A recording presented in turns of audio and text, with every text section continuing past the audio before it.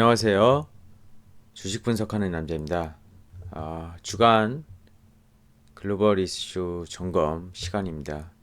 일주일에 한 번씩 그 한 주간에 우리가 주식 투자에 도움되는 정보들, 뉴스들 그리고 이슈들을 파헤쳐보는 시간이라고 생각하시면 됩니다.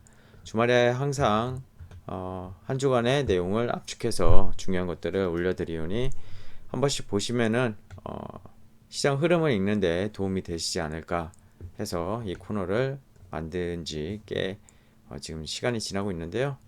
살펴보겠습니다. 제목 그대로 코로나 2차 팬데믹 무시, 글로벌 증시 랠리 지속, 코로나 백신 기대 효과. 이번 주에 사실 하이자랑 독일의 바이오엔테크의 코로나 백신 유효성 90% 임상 3상에서 그리고 모더나도 곧 발표할 거다. 백신에 대한 기대치가 만발을 한 것 같아요.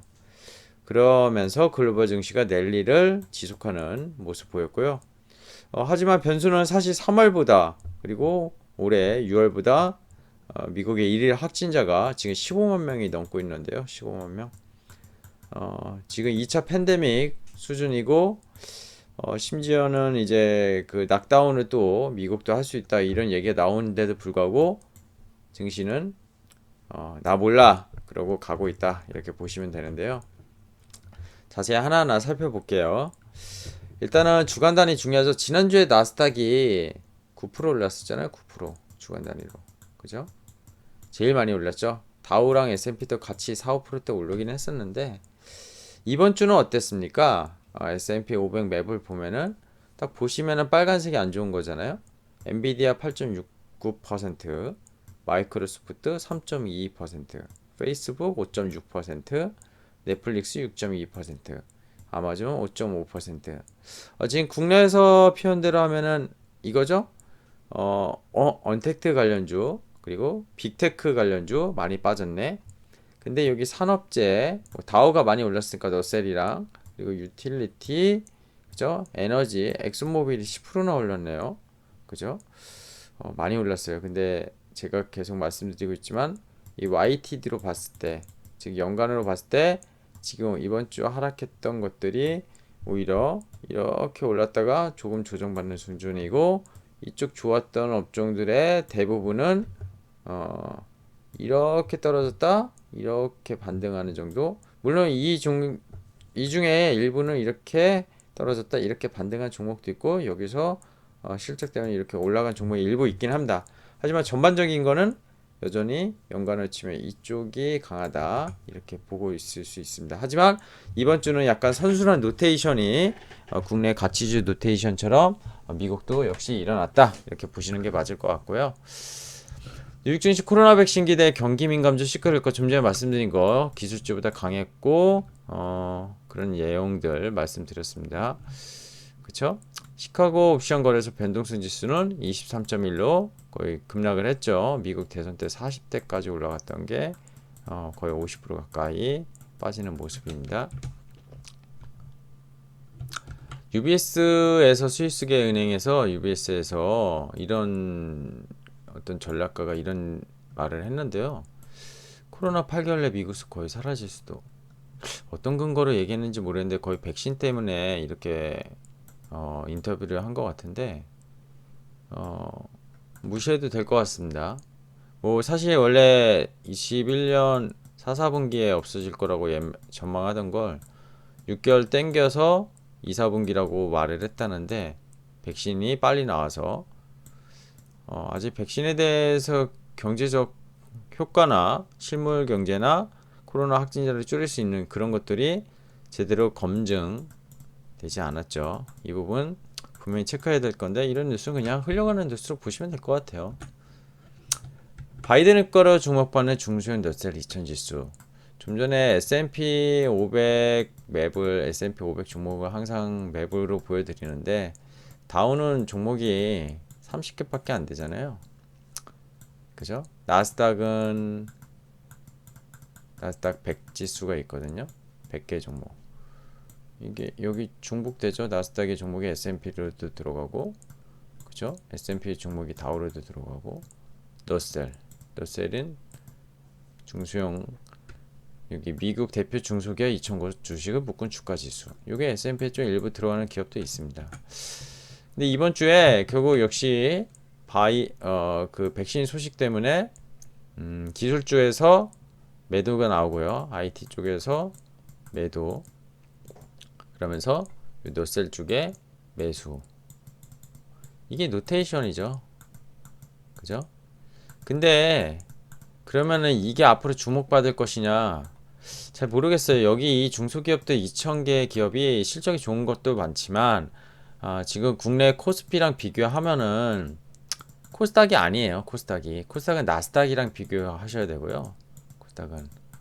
코스닥은 기술주, 헬스케어 이런 게 많잖아요. 나스닥이에요. 이 러셀 2000 지수는 가치주, 흔히 말하면 저 PBR 아니면 시총이 작은 뭐 성장주도 있겠죠. 근데 거의 다 가치주 위주가 좀 많아요. 어쨌든 그러면서 노테이션으로 왔는데 월가에서는 지금 중소형 주목해야 된다. 바이든 효과가 있을 것이다. 이런 것들이 나오고 연중 최고치 YTD로 올라갔고요. 사상 최고치도 경신을 했습니다. 지금. 네. 미국장도 오르면 다 같이 제가 코스피 오르면은 코스닥도 오를 거다 이렇게 얘기 드리는 것처럼 똑같습니다. 그동안 나스닥이 너무 강했었고 지금 이게 바이든 때문에 오르는 건 아닌 것 같고요. 코로나 백신 때문에 그동안 계속 주목받지 못했던 노셀 지수가 사실 미국 대선 전부터 이게 좀 뛰기 시작했었어요. 하루에 막 5%씩 뛰는 날들 제가 봤거든요. 시가총액이 작다 보니까 변동성이 크죠. 그래서 변동성 주의를 해야 되는 종목 지수라고 보시면 돼요. 이런 것도 있구나. 다우랑 S&P랑 나스닥만 있는 게 아니구나. 미국 주식 하시는 분은 모르시는 분들도 있을 것 같은데요. 자, 아시아 증시 내용입니다. 이거 유진투자증권 자료 가져왔는데 사상 최대치 기록한 대만 100대 IT 기업 매출. 코로나에 11월 1일부터 10일까지 우리 수출 동향 국내 20% 증가했죠. 20.1%. 반도체가 30%가 넘게 증가했고 대만은 어떻습니까? 대만 IT 기업들이 어때요? 이 TSMC 대만하는 기업이잖아요. 대단한 기업이죠. 폭스콘도 그렇고 난야도 그렇고 다 반도체 관련 기업이죠. 폭스콘은 전기차도 하고 어떻습니까? 이 기업들은요 글로벌하고 같이 가는 기업들이에요. 우리나라 삼성전자가 글로벌과 같이 가듯이 똑같습니다. 반도체 사이클에 대해서 낸드랑 디램이 안 좋았죠. 2018년부터 안 좋았었어요. 거의 2017년 말부터. 그래서 안 좋았었고 그래서 메모리 업황이 안 좋았었는데 그동안 재고를 많이 축적됐던 것들을 코로나 때 공장이 안 돌아가니까 재고를 갖고 있던 것들을 다 소진하고 리스토킹이라고 재고 소진하는 거죠. 그래서 다시 캐퍼를 증설해서 경기 회복에 대해서 준비를 하고 물동량이 많아지면서 지금 우리나라 같으면 HMN 옛날에 현대상선이죠. 이런 것들이 수출하는데 반도체 관련 장비부터 해서 부품 이런 것들이 지금 배가 모자랄 정도로 그런 호황이라고 하는데 마찬가지예요. 그렇게 보시면 됩니다. 대만은 IT 쪽이 강자입니다. 국내 코스피랑 비슷해요. 그래서 대만 지수가 오르면 코스피 IT 기업이 같이 올라요. 일본 증시는 백신 기대감에 29년 만에 25,000선 회복했다고 했는데 일본도 자세히 들여다보면 일본이 소재 강자 아닙니까? 소재 강자. 그죠? 이쪽으로 주가 많이 오르고 있습니다. 그리고 뭐 닌텐도 뭐 이런 것들 있잖아요. 소니 뭐 플레이스테이션 새로 나왔고 닌텐도 스위치 엄청 잘 팔렸고 그쵸? 일본 증시랑 대만 증시가 국내 증시 연중 최고치 경신하면서 비슷한 모습으로 가고 있습니다. 이건 뭐냐면요. 근데 아시아에서 유독히 이번 주 약했던 증시가 중국, 홍콩, 그죠? 뭐 짱깨 증시였어요. 2020년 11월 11일 날 강군제 날 테크 안티 트러스트 시즌 인 차이나라고 해서 UBS에서 알리바바 때려야 되냐?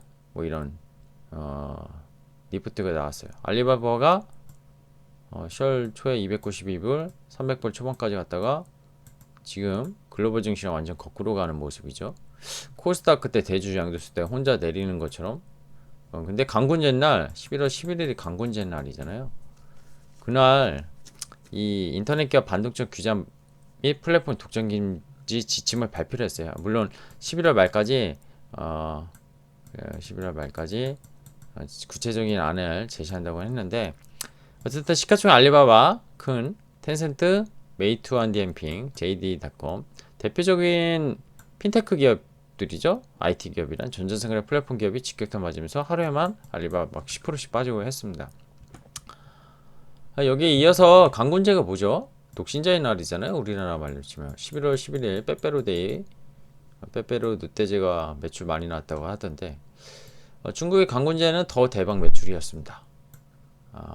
11월 1일부터 11일까지 총 매출이 GMV가 원화 기준 83조.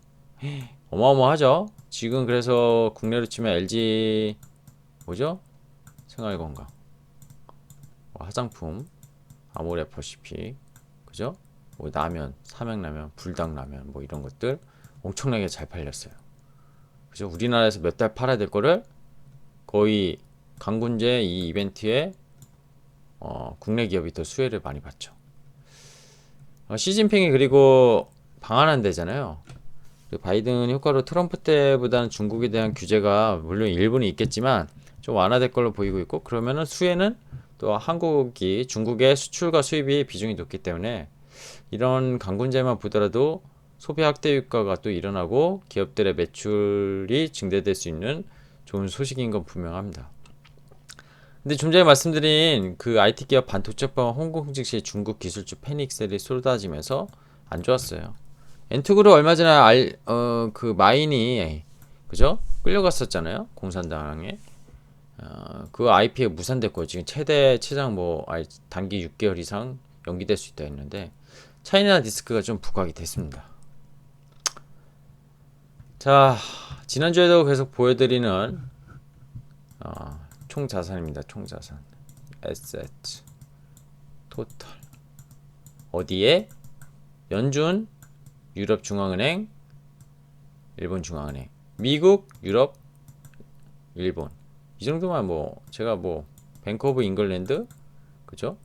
뭐 RBA, 호주 중앙은행 뭐 이런 데도 다 마찬가지긴 한데 얘네가 워낙 역대급이니까 지금 금융위기가 이때였죠. 자산 확 는 거 보이시죠? 이때는 일본은 그렇게 자산 매입을 안 했었어요. 일본은 이때부터 쫙 올라가서 연준의 자산을 총 추월을 했었죠. 왜냐면 일본은 ETF까지 매입했었거든요. ETF, 시장 ETF. 그래서 이게 쫙 올라갔는데 연준이 이번 코로나 때 어떻게 됐죠? 22가 앞서고 요 구간 연준이 쫙 내려갔다가 이때 시장 안 좋았었잖아요. 한 번에 3조 달러 이상을 사들였습니다. 정부는 돈을 풀고 중앙은행은 국채를 사줘서 금리를 안 올려가면서 재정부양책과 통화정책을 같이 썼죠. 그런데 22가 앞서려고 해요. 일본 중앙은행도 최근에 치고 올라갑니다. 그죠? 유럽 중앙은행도 일본 중앙은행보다 더 치고 올라가려고요. 보세요. 여기 자세히 보시면은 이게 유럽 중앙은행, 일본 중앙은행, 연준. 누가 먼저 치고 올라갈까요? 유동성 경쟁입니다. 경쟁.